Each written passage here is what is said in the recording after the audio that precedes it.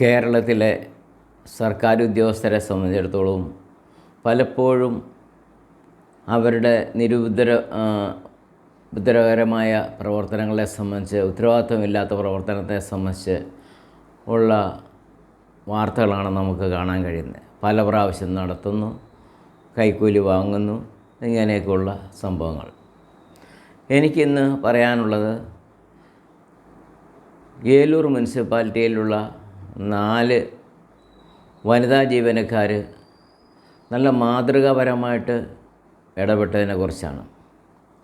എന്ന് പറഞ്ഞു കഴിഞ്ഞാൽ ബാക്കിയുള്ളവരെല്ലാം മോശമായി ഇടപെട്ടെന്നല്ല അർത്ഥമാക്കിയിരിക്കുന്നത്. ഞാൻ ഇടപെടേണ്ടി വന്ന 4 ജീവനക്കാരെ സംബന്ധിച്ചിടത്തോളം ഞാൻ ചുരുക്കിയ വിവരണം ഒന്ന് പറയാം. ഞാൻ ഏലൂർ മുനിസിപ്പാലിറ്റി 4-ാം വാർഡിലാണ് താമസിക്കുന്നത്. ഞങ്ങളൊരു വീട് വയ്ക്കുന്നതിന് വേണ്ടിയിട്ട് പദ്ധതി ഇട്ട് കഴിഞ്ഞപ്പോൾ എൻ്റെ മോള് തന്നെയാണ് അതിൻ്റെ ഡിസൈനൊക്കെ വരച്ചത്. ഒക്കെ എൻജിനീയർ ആയതുകൊണ്ട് ലൈസൻസ് ഉണ്ടായിരുന്നു. എല്ലാവരും പറഞ്ഞു അത് വരച്ച് മുനിസിപ്പൽ പെർമിഷനൊക്കെ എടുത്തു തരുന്ന ഏജൻസി ഉണ്ട്, അവരെ ഏൽപ്പിച്ചാൽ മതി, അപ്പോൾ നമ്മളൊന്നും അറിയണ്ട എന്ന് പറഞ്ഞു. പക്ഷേ ഞാൻ പറഞ്ഞു വേണ്ട, മോള് തന്നെ വരച്ചു, അവൾ തന്നെ സീൽ ചെയ്തു, എല്ലാം പേപ്പർ ശരിയാക്കി എൻ്റെ തന്നു. ഞാൻ മുനിസിപ്പാലിറ്റി ഓഫീസിൽ ചെന്ന് കഴിഞ്ഞപ്പോൾ ഒരു മേഡത്തിൻ്റെ അരികിലാണ് ആദ്യം എത്തിച്ചത്. പുള്ളിക്കാരത്ത് പറഞ്ഞു ഇത് ബുദ്ധിമുട്ടാണ് എന്ന് പറഞ്ഞു. അതിന് കാരണം അവർ പറഞ്ഞത്, ഒരു വ്യക്തി അയാളുടെ തന്നെ അപേക്ഷയ്ക്ക് ലൈസൻസ് ചെയ്യാൻ അറ്റസ്റ്റ് ചെയ്യാൻ പറ്റത്തില്ല എന്ന് വെച്ചാൽ മോളുടെ അപേക്ഷയ്ക്ക് മോള് തന്നെ സീൽ ചെയ്യാൻ പറ്റത്തില്ല, അതുകൊണ്ട് പറ്റത്തില്ലെന്ന് പറഞ്ഞു. ഇനി നിങ്ങൾക്ക് സംശയം ഉണ്ടെങ്കിൽ എൻജിനീയറോട് ചോദിച്ചോളാൻ പറഞ്ഞു. ഞാനവിടെ 2 എൻജിനീയർമാർ ഉണ്ടായിരുന്നു, 2 ലേഡീസായിരുന്നു. അവരുടെ അരികെ ചെന്നു. അപ്പം ഞങ്ങളുടെ വാർഡിൻ്റെ നോക്കുന്ന ആ മേഡം പേപ്പറെല്ലാം എടുത്ത് നോക്കി, എന്നോട് വിവരങ്ങളൊക്കെ ചോദിച്ചു. ഞാൻ ഓട്ടോറിക്ഷ ഓടിക്കുന്ന ആളാണെന്ന് പറഞ്ഞു. മോളുടെ വിവരങ്ങളൊക്കെ ചോദിച്ചു. എന്നിട്ട് പറഞ്ഞു സാധാരണ രീതിയിൽ അങ്ങനെ ചെയ്യാറില്ല, കാരണം എന്ന് വെച്ചാൽ ഒരാളുടെ സർട്ടിഫിക്കറ്റ് അയാൾ തന്നെ അറ്റസ്റ്റ് ചെയ്യുന്ന രീതിയില്ല. പക്ഷേ കേരള ബിൽഡിംഗ് റൂളിൽ അങ്ങനെ ചെയ്യരുതൊന്നും ഇല്ല. അതുകൊണ്ട് നിങ്ങളിപ്പോൾ പുറത്തൊരാളെ കൊണ്ട് ഇത് സീൽ ചെയ്ത് അതിന് സൈൻ ചെയ്തെടുത്താൽ ഒരു 3000 രൂപ 4000 രൂപയെങ്കിലും കൊടുക്കണം. അതുകൊണ്ട് സാരമില്ല, മോൾക്ക് ലൈസൻസ് ഉള്ളതല്ലേ, ഞാൻ വന്ന് നോക്കാം എന്ന് പറഞ്ഞു. വണ്ടി ഉണ്ടോ എന്ന് ചോദിച്ചു. ഞാൻ പറഞ്ഞു ഓട്ടോറിക്ഷ ഉണ്ടെന്നുണ്ടെന്ന് പറഞ്ഞു. എൻ്റെ ഓട്ടോറിക്ഷയിൽ അപ്പോൾ തന്നെ ആ മേഡം ഞാൻ വന്നു, സ്ഥലവും എല്ലാം കണ്ടു. പിറ്റേ ദിവസം വർക്ക് ഓർഡറും ലഭിക്കുകയാണ് ചെയ്തത്. വളരെ സ്നേഹമായിട്ട്, വളരെ മയത്തിലുമാണ് എന്നോട് സംസാരിച്ചത്. ഒരു 5 മാസം 6 മാസത്തിനുള്ളിൽ ഞങ്ങളുടെ വീടിൻ്റെ പണിയൊക്കെ തീർത്തു. ഞാൻ ഇതുപോലെ രാവിലെ മുനിസിപ്പൽ ഓഫീസിൽ ചെന്നു. ആ മേഡത്തെ കണ്ടു പറഞ്ഞു, മേഡം ഇതുപോലെ വീട് പണിയൊക്കെ തീർന്നു, 2 ദിവസത്തിനകം താമസം തുടങ്ങണമെന്ന് ആഗ്രഹം, അതുകൊണ്ട് വന്ന് നോക്കിയിട്ട് കംപ്ലീഷൻ സർട്ടിഫിക്കറ്റിന് ഒന്ന് ശുപാർശ ചെയ്യാനാണ് എന്ന് പറഞ്ഞു. അപ്പോൾ പറഞ്ഞു ചേട്ടാ തിരക്കാണല്ലോ, ഒരു 3 ദിവസത്തെ പെൻഡിങ് ഉണ്ട്, കാരണം പല വീടുകളും പോയി കാണാൻ ഉണ്ട പെൻഡിങ് ഉണ്ട്. ഒരു 3 ദിവസം കഴിഞ്ഞിട്ട് ചേട്ടൻ രാവിലെ ഇങ്ങോട്ട് വാ, ഞാൻ വരാം എന്ന് പറഞ്ഞു. നമുക്ക് നിർബന്ധം പിടിക്കാനൊന്നും പറ്റത്തില്ല. പുള്ളിക്കാരത്ത് വളരെ സ്നേഹത്തിലാണ് പറഞ്ഞത് എന്ന് പറഞ്ഞു. ഞാൻ പോന്നു. ഒരു 2 മണിയായപ്പോൾ, ഞാൻ രാവിലെ 10 മണിക്കാണ് ചെന്നത്. 2 മണിയായപ്പോൾ ഈ മേഡം മുനിസിപ്പാലിറ്റിയുടെ ജീപ്പേൽ വീട്ടിൽ വന്നു. അപ്പോൾ എന്നോട് പറഞ്ഞു വേറൊരു വീട് 1-2 വീടുകൾ നോക്കാനുണ്ടായിരുന്നു, അത് പോയ വഴിക്ക് ഇതിലേ വന്നു, അപ്പോൾ ഏതായാലും ചേട്ടൻ്റെ വീട്ടിലൂടെ കയറി കണ്ടേക്കാമെന്ന് വെച്ച് വന്ന് കണ്ടു. എന്നോട് പറഞ്ഞു ഇപ്പോൾ തന്നെ പോരെ, എൻ്റെ പുറകെ ഓട്ടോറിക്ഷയായിട്ട് പോരെ, പൈസ അടയ്ക്കാനുള്ള ക്രമീകരണങ്ങൾ ഒക്കെ ഞാൻ ചെയ്തു തരാം എന്ന് പറഞ്ഞു. വളരെ സ്നേഹത്തോടു കൂടി പറഞ്ഞു. ഞാൻ ഈ ജീപ്പിൻ്റെ പുറകെ ഓട്ടോറിക്ഷയ്ക്ക് പോയി. പുള്ളിക്കാരത്തെ അവിടെ ചീഫ് എഞ്ചിനീയറെ കൊണ്ടെല്ലാം പേപ്പറെല്ലാം ശരിയാക്കിച്ചു. കൗണ്ടറിലേക്ക് വിട്ടു. ഒരു വലിയ ഹോളാണ് മുനിസിപ്പാലിറ്റിയുടെ. അപ്പോൾ എന്നോട് പറഞ്ഞു അത് അവിടെ ഇരിക്കുന്നൊരു മേഡമുണ്ട്, ആ മേഡമാണ് റവന്യൂ ഇൻസ്പെക്ടർ മറ്റോ പറഞ്ഞത് എനിക്ക് ഓർമ്മ. പുള്ളിക്കാരത്തിയാണ് എത്ര രൂപ ഇതിന് പൈസ അടയ്ക്കണമെന്നൊക്കെ തീരുമാനിക്കുന്നത്, പുള്ളിക്കാരത്തിയോടൊന്ന് പറഞ്ഞേക്കാൻ പറഞ്ഞു. ഞാൻ ആ മേഡത്തിനോട് ഇന്ന് സംസാരിച്ചു. അപ്പോൾ മേഡം പറഞ്ഞു, എൻ്റെ കയ്യിൽ പേപ്പറൊന്നും വന്നിട്ടില്ലല്ലോ എന്ന് പറഞ്ഞു. അപ്പോൾ ഞാൻ പറഞ്ഞു, ഇപ്പോൾ അപ്പുറത്ത് ആ സെക്ഷനിൽ കൊടുത്തിട്ടേ ഉള്ളൂന്ന് ചോദിച്ചു. കൊടുത്തിട്ടേ ഉള്ളെന്ന് പറഞ്ഞു. ഉടനെ പുള്ളിക്കാരത്തി ആ സെക്ഷനിൽ തൊട്ടടുത്ത് തന്നെയാണ് ഈ ചേട്ടൻ്റെ പേപ്പറൊക്കെ വന്നിട്ടുണ്ടോ എന്ന് ചോദിച്ചു. ഉണ്ടെന്ന് പറഞ്ഞു. എന്നോട് പറഞ്ഞു അതിങ്ങ് മേടിച്ചോളാൻ പറഞ്ഞു. അത് മേടിച്ച് അപ്പോൾ തന്നെ എന്നോട് ചോദിച്ചു വണ്ടി ഉണ്ടോ എന്ന് ചോദിച്ചു. ഞാൻ പറഞ്ഞു ഓട്ടോറിക്ഷ ഉണ്ടെന്ന് പറഞ്ഞു. അന്ന് ആ സമയം തന്നെ പുള്ളിക്കാരത്തി ആ പേപ്പറുമായിട്ട് എൻ്റെ കൂടെ വന്നു എന്നുള്ളതാണ്. വന്നു, വീടെല്ലാം കണ്ടു, വളരെ സന്തോഷകരമായി. അപ്പോൾ സ്വാഭാവികമായിട്ട് എനിക്ക് തോന്നി ഇവർക്കെന്തെങ്കിലും ഒന്ന് ഇച്ചിരി പൈസ കൊടുത്താലോ എന്നൊരു മനസ്സിലൊരു തോന്നി. കാരണം വെച്ചാൽ ശരിക്കും വന്നു കഴിഞ്ഞാൽ അവരുടെ മുമ്പിൽ അപേക്ഷ പോലും വന്നില്ല. അത് കഴിഞ്ഞ് തന്നെ ഒരു 2-3 അവധിയെങ്കിലും പറയിപ്പിക്കാവുന്നതാണ്. പക്ഷേ അവരങ്ങനെയല്ല, വളരെ സ്നേഹപൂർവ്വവും നയപൂർവ്വമായിട്ട് സംസാരിച്ച്. അപ്പോൾ ഞാൻ പതുക്കെ പേഴ്സ് എടുത്തപ്പം ഇവർക്ക് മനസ്സിലായി. അവർ പറഞ്ഞു പേഴ്സൊക്കെ അവിടെ വെച്ച് ഒന്നും എടുക്കണ്ട എന്ന് പറഞ്ഞു. അങ്ങനെ ഞാൻ ഇവരെ തിരിച്ച് ഓഫീസിൽ കൊണ്ട് വിട്ടു. എന്നോട് പറഞ്ഞു ഇത്ര രൂപ അടയ്ക്കണം എന്ന് പറഞ്ഞു. ഞാൻ ആ പൈസ അടയ്ക്കുകയും ചെയ്തു. അതിൻ്റെ പിറ്റേ ദിവസം എനിക്ക് വീടിന് നമ്പർ കിട്ടി. അത് വേറൊരു മേഡമാണ്, ഇച്ചിരി പ്രായമുള്ളൊരു മേഡമായിരുന്നു. നമ്പർ തന്നു. പക്ഷേ എനിക്കൊരബദ്ധം പറ്റി.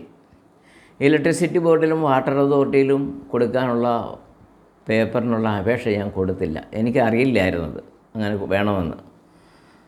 ഞാൻ വീട്ടിൽ വന്ന് വയറിങ് ചെയ്ത ആളോട് പറഞ്ഞപ്പോഴാണ് എന്നോട് പറഞ്ഞത് ഇങ്ങനെ 2 അപേക്ഷ കൊടുത്തിട്ട് 2 പേപ്പർ മുനിസിപ്പാലിറ്റിയിൽ വാട്ടർ അതോറിറ്റിയിലേക്ക് ഇലക്ട്രിസിറ്റി ബോർഡിലേക്കും തരും, അതും കൂടെ മേടിക്കണം, ഇതുകൊണ്ടേ കാര്യമുള്ളെന്ന് പറഞ്ഞു. ഞാൻ ഉടനെ അപേക്ഷ എഴുതി മുനിസിപ്പാലിറ്റിയുടെ ഫ്രണ്ട് ഓഫീസിൽ ചെന്നു. ഫ്രണ്ട് ഓഫീസിൽ ചെന്ന് അപേക്ഷ കൊടുത്ത ഉടനെ അവിടെ ഒരു പെൺകുട്ടി ഇരുന്നു. ആ പെണ്ണിന് മേടിച്ചിട്ട് പറഞ്ഞു, ചേട്ടാ ആ 8 തന്ന സൂപ്രണ്ട് സ്ഥലം മാറി പോവുകയാണ്, ഇനി അടുത്ത ആൾ എന്ന് വരുമെന്ന് അറിയില്ല, ചേട്ടനൊന്ന് ചോദിച്ച് നോക്ക്, ഒന്ന് ഒപ്പിട്ട് തരുമോ? സാധ്യതയില്ല, കാരണം പുള്ളിക്കാരി ഇന്ന് ശരിക്കും പറഞ്ഞാൽ ഇന്നലത്തെ കൊണ്ട് ഡ്യൂട്ടി തീർന്നു, പക്ഷേ ഇന്ന് പുള്ളിക്കാരത്തെ ഇവിടുന്ന് പേപ്പർ വാങ്ങിച്ച് പോവുക, ഒന്ന് ചോദിച്ച് നോക്കാൻ ഈ ഫ്രണ്ട് ഓഫീസിലിരുന്ന പെൺകുട്ടി എന്നോട് പറഞ്ഞു. അപ്പോൾ ഞാൻ ഉടനെ തന്നെ ഹോളിൽ ചെന്നപ്പം ഈ മേഡം എല്ലാവരുടെയും യാത്ര പറഞ്ഞ് ബാഗും ഒക്കെ എടുത്ത് ഇറങ്ങുക. ഞാൻ തൊട്ടടുത്ത് ചെന്നു, മേഡത്തെ ചിരിച്ച് കാണിച്ചു. ഞാൻ പറഞ്ഞു, മേഡം എനിക്ക് ഇന്ന പോലെ ഒരു അബദ്ധം പറ്റി, ഞാൻ ഈ വാട്ടർ അതോറിറ്റിയിലേക്കും ഇലക്ട്രിസിറ്റി ബോർഡിലേക്കുമുള്ള അപേക്ഷ തന്നില്ലായിരുന്നു, അപ്പോൾ ആ പേപ്പർ എനിക്ക് കിട്ടിയില്ലല്ലോ എന്ന് പറഞ്ഞു. എന്നോട് പറഞ്ഞു, അത് ഞാൻ ഇവിടുന്ന് മാറിപ്പോവുകയാണല്ലോ, ഏതായാലും ഞാനാണ് നിങ്ങൾക്ക് നമ്പരൊക്കെ തന്നത്, അല്ല ഇതുകൂടെ തന്നേച്ച് ഞാൻ പൊയ്ക്കോളാം എന്ന് പറഞ്ഞുകൊണ്ട് പുള്ളിക്കാരത്തെ തിരിച്ച് കയറി വന്ന് വാട്ടർ അതോറിറ്റിയിലേക്കും ഇലക്ട്രിസിറ്റി ബോർഡിലേക്കുമുള്ള പേപ്പർ ശരിയാക്കി എനിക്ക് സൈൻ ചെയ്ത് തന്നിട്ടാണ് ഈ മേഡം പോയത്. തീർച്ചയായിട്ടും ഇതൊരു വലിയ മാതൃകയാണ്.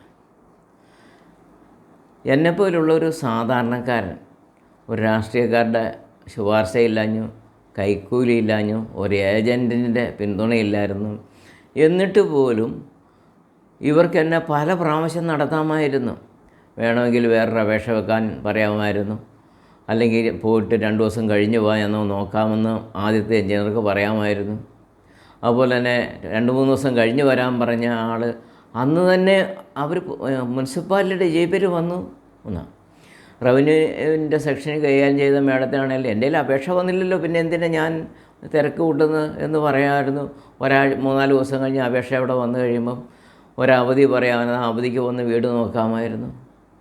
അതുപോലെ തന്നെ ഈ വാട്ടർ അതോറിറ്റിയിലേക്കൊക്കെ നമ്പർ കൊടുത്ത ആ സർട്ടിഫിക്കറ്റ് എന്ന മേഡത്തിന് ഞാൻ പോയി, എൻ്റെ ഡ്യൂട്ടി കഴിഞ്ഞു, അടുത്ത ആൾ വരുമ്പോൾ നിങ്ങൾ മേടിക്കാൻ പറയാമായിരുന്നു.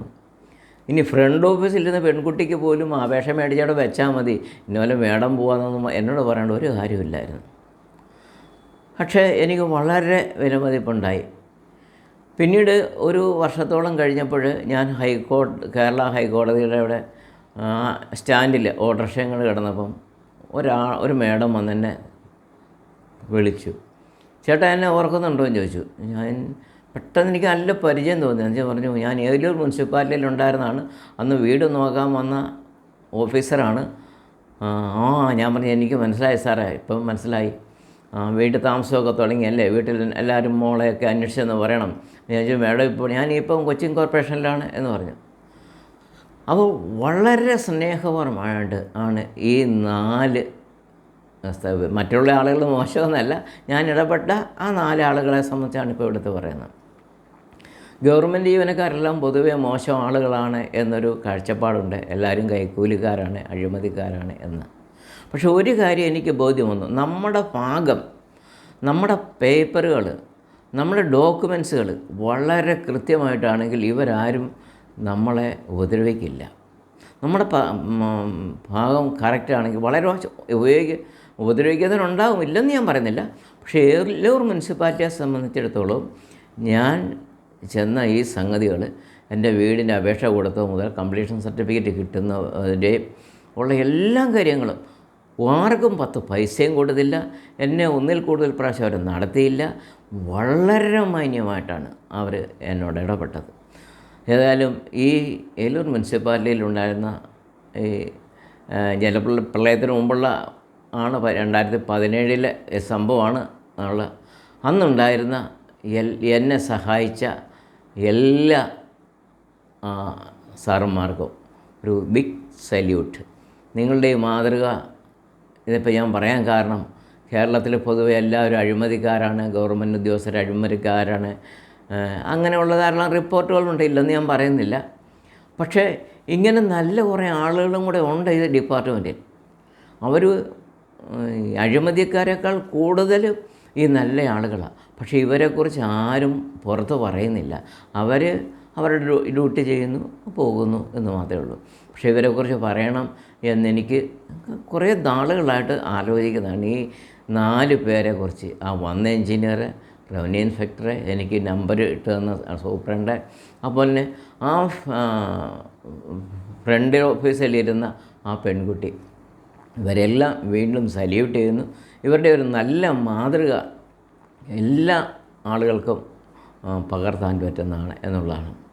ഇതുപോലെ നമ്മളറിയാത്ത ധാരാളം സംഭവങ്ങൾ നമ്മുടെ ചുറ്റുപാട് നടക്കുന്നുണ്ട്. അങ്ങനെയുള്ള ഗവൺമെൻറ് ജീവനക്കാരെയും മറ്റാളുകളെയും നമുക്ക് അവരെ സമൂഹത്തിൻ്റെ മുമ്പിൽ അവരുടെ നല്ല പ്രവർത്തികൾ എത്തിക്കണമെന്ന് എനിക്ക് ആഗ്രഹമുണ്ട്. എൻ്റെ ചാനലുകൾ കണ്ടിട്ടുള്ള ആളുകൾക്ക് ഒരുപക്ഷെ അറിയാമായിരിക്കും. വിമർശനാത്മകമായ ചാനലുകളല്ല, ഇങ്ങനെ ആരും ശ്രദ്ധിക്കപ്പെടാതെ പോകുന്ന നല്ല നന്മകളാണ് ഞാൻ എടുത്തു പറയുന്നത്. അതുകൊണ്ട് നിങ്ങൾക്ക് ഇതുപോലുള്ള അനുഭവങ്ങളുണ്ടെങ്കിൽ, നല്ല അനുഭവങ്ങളുണ്ടെങ്കിൽ എൻ്റെ ഫോൺ നമ്പറിൽ അറിയിക്കുക. തീർച്ചയായിട്ടും നമുക്കിങ്ങനെയുള്ള ആളുകളുടെ ആ നല്ല മനസ്സിനെ സമൂഹത്തിന് മുമ്പിൽ എത്തിക്കാൻ കഴിയണം. അതുകൊണ്ട് നിങ്ങൾക്ക് ഈ വീഡിയോ മറ്റുള്ള ആളുകൾക്ക് നിങ്ങൾ ഷെയർ ചെയ്ത് കൊടുക്കുക. ഇങ്ങനെയുള്ള ആളുകളെ ബഹുമാനിക്കാൻ കഴിയുന്ന മാർഗ്ഗമാണത്. അപ്പോൾ തന്നെ സബ്സ്ക്രൈബ് ചെയ്തുകൊണ്ട് വീണ്ടും ഇതുപോലുള്ള വീഡിയോകൾ ഇടാൻ എനിക്ക് പ്രോത്സാഹനം തരണം. ഇത് ശ്രദ്ധിച്ച എല്ലാവർക്കും നന്ദി.